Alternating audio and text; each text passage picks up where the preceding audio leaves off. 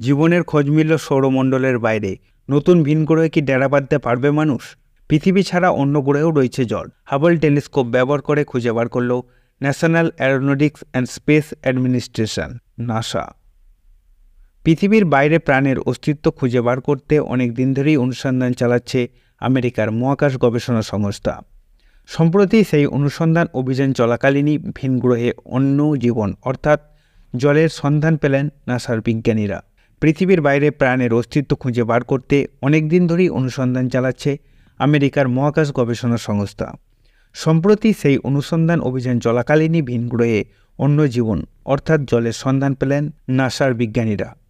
NASA জানিয়েছে যে এক্সোপ্ল্যানেটে জলের সন্ধান পাওয়া গিয়েছে তা সৌরমণ্ডলের বাইরে। বিজ্ঞানীরা ওই গ্রহটির নাম দিয়েছেন GJ-9827d। হাবল টেলিস্কোপ ব্যবহার করে বিজ্ঞানীরা ওই গ্রহটির বায়ুমণ্ডলে জলীয় বাষ্পের খোঁজ পেয়েছেন বলে মহাকাশ গবেষণা সংস্থা জানিয়েছেন। বিজ্ঞানীরা এও জানিয়েছেন GJ-9827d গ্রহটির ব্যাস পৃথিবীর ব্যাসের প্রায় দ্বিগুণ। এর আগে মহাকাশে যে গ্রহগুলিতে জলের খোঁজ মিলতে পারে বলে মনে করা হয়েছিল, GJ-9827d তার মধ্যে অন্যতম। জল পাওয়া গেলেও ওই গ্রহটি বসবাসের যোগ্য নয় বলে মত বিজ্ঞানীদের। নাসা জানিয়েছে যে সদ্য আবিষ্কৃত ওই গ্রহটির বায়ুমণ্ডলের তাপমাত্রা 752 ডিগ্রি ফারেনহাইট বা 400 ডিগ্রি সেলসিয়াস। ওই তাপমাত্রায় মানুষের বেঁচে থাকা অসম্ভব। GJ-9827ডির বায়ুমণ্ডল প্রচণ্ড উষ্ণ হওয়ার সত্ত্বেও গ্রহটির অন্য বৈশিষ্ট্যগুলির কারণে সেই গ্রহে জলের খোঁজ পাওয়া তাৎপর্যপূর্ণ বলে মনে করছেন নাসার বিজ্ঞানীরা।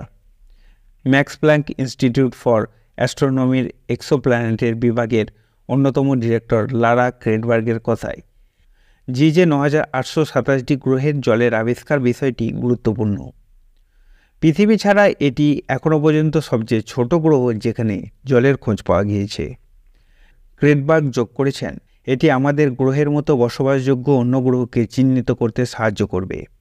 বিজ্ঞানীরা জানিয়েছেন পৃথিবী যেমন সূর্যের চারপাশে প্রদক্ষিণ করে, তেমনি GJ-9827d গ্রহটি GJ-982 নক্ষত্রকে প্রদক্ষিণ করে। পৃথিবীর বায়ুমণ্ডল থেকে ওই গ্রহটি 97 আলোকবর্ষ দূরে অবস্থান করছে বলে জানিয়েছেন নাসা।